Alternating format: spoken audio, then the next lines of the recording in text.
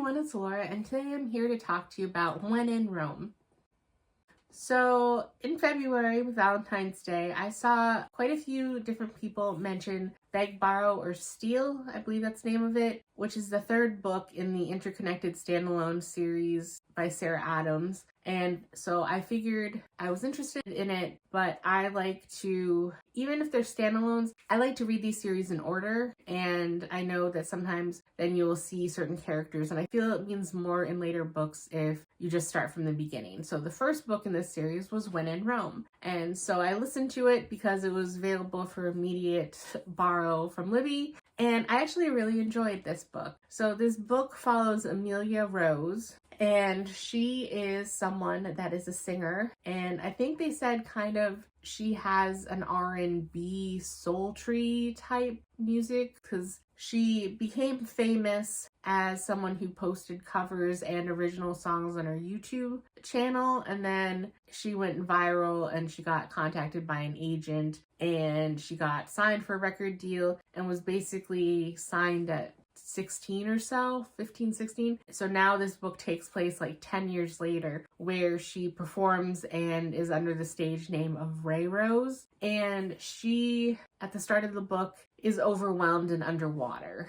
And she is about to go in, I think it was about 3 weeks, on a world tour. And she's just overwhelmed and burnt out and has nonstop schedule. Her manager keeps pressuring her to do more and more and more. And she basically feels like she has to escape and flee. So after a long day, her manager, who it grates on her because her manager calls her Ray instead of Amelia. And so she doesn't even feel like herself anymore. And over the years, she used to be best friends with her mother, but they have drifted, and her mother takes advantage of her now that she's famous and asks for more gifts and more money and more perks and more vacations. So she feels very alone. And one of the things that she used to do with her mother is they loved Audrey Hepburn movies. So she kind of idolizes Audrey Hepburn. And based on some of the style she wears in this movie, it kind of seems like she's also looked at her as a style icon and dresses similarly. So what she does is she basically looks at her collections of Audrey Hepburn movies, she closes her eyes and she points at one to get guidance from Audrey. And when she stops, she points at, I believe the actual movie is When in Rome. I have to look that up. If it isn't, I'm sorry, but it's a movie where Audrey Hepburn,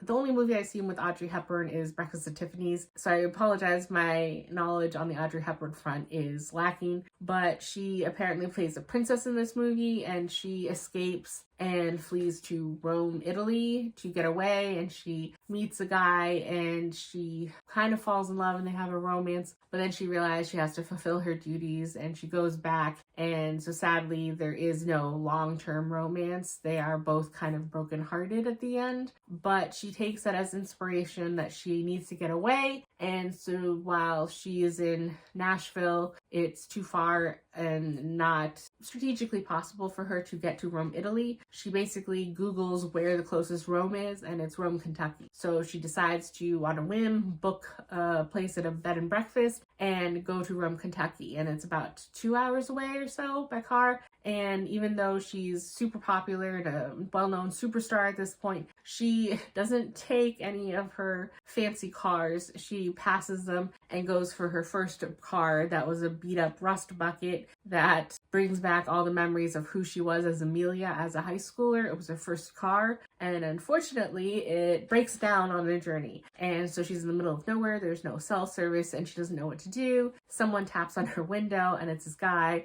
and cue her to being terrified because, one, if he recognizes her, she's super famous and he can ransom her, he can do awful things to her. Like she's having all these visions in her head. What if he's just a serial killer? So he doesn't know what to do because he just wants to help her, but she won't pop the hood, she won't crack open the window, she won't do anything that he's offering trying to help. So this turns out to be Noah, and unbeknownst to her, because it was so dark and late at night when she fled, she basically broke down right in his front yard. because she was like, how did you find me? Why are you here? And he's like, my house is right there. And so he offers to let her come in and call somebody because there's no cell service here, but of course, don't go into the stranger's house. So he ends up going in and phoning someone that was his grandmother's friend, that was this old lady that is glorious, and uses her as a character witness that she can trust him because he's worried about her because her car's broken down, and I think it's summertime because it's late at night, but it's like 82 degrees Fahrenheit out there, and she's refusing to even crack a window, and he thinks she's going to get heat stroke in her car, basically. And so she comes in, and he basically gives her his spare room to stay overnight, and then they'll call the tow truck place in the morning and get her to the town and get her on her way or get her somewhere safer. And so they kind of have a cautious truce, and she's out of her depth, but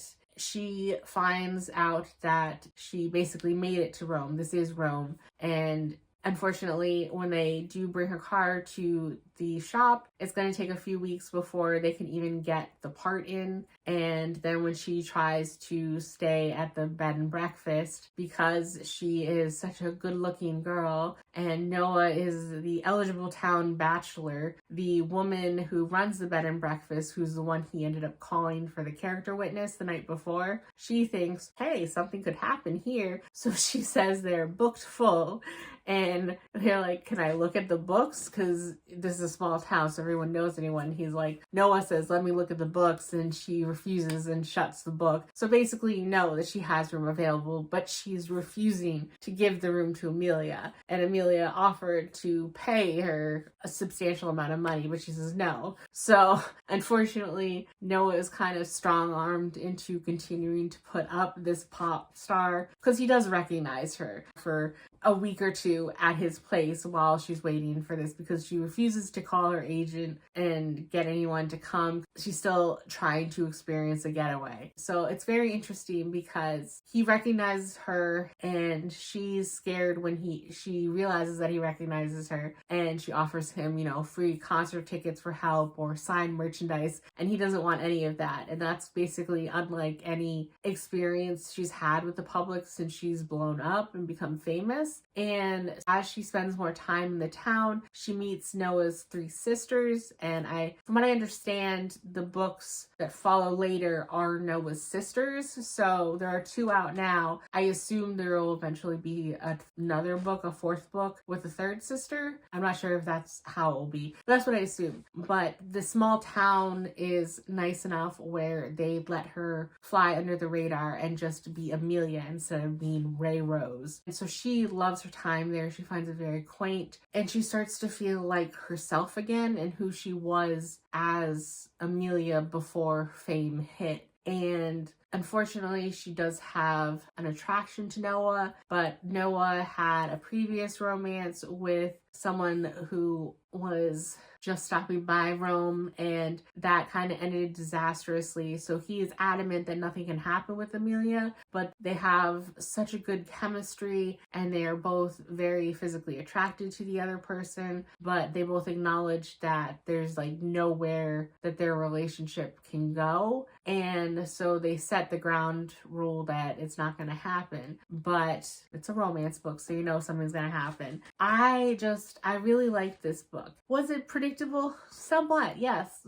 Was it kind of cheesy at times? Yes, but in the best way possible. I will freely admit that I love cheesy romance movies, and if the acting is good, I will eat up Hallmark Channel movies. I don't care how cookie cutter the plot can be. If the acting is good and I feel the chemistry, I'm all in. And this book, I loved the characters. I liked his sisters. I liked the different personalities that his siblings had. I appreciate the character of the town because Noah was of the mindset that he hated everyone being in his business, but at the same time, he couldn't really picture leaving or living someplace else because as nosy as these people were, he still loved the town. And I just liked so many of the characters. And while he was kind of harsh at first and brusque with Amelia, it makes sense when you learn more about his backstory,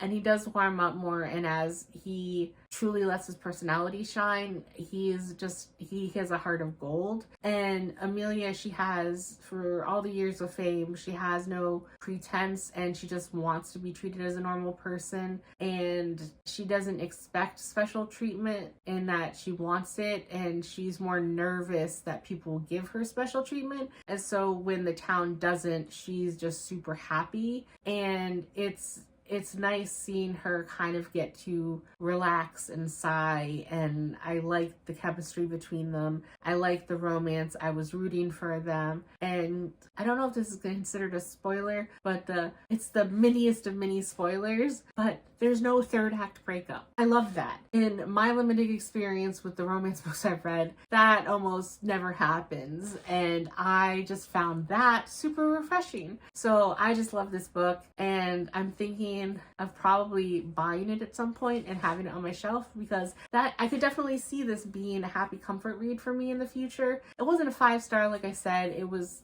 predictable and it was cheesy at some points, but it was my kind of cheese, and so I could definitely see this being a comfort read for me in the future. And so I think I'm definitely going to buy a copy at some point when things settle down and I don't have stacks of unread books that don't fit on my shelves right now. I will get myself a copy of this book, and I'm definitely going to continue on in the series and see what Noah's sisters' books are going to be about and who they end up with, and I'm excited to continue. So I'm very happy that I started this series, and I really liked it. So I gave this a 4.25, and I think that's all I have to say, and I will see you in the next one. Bye!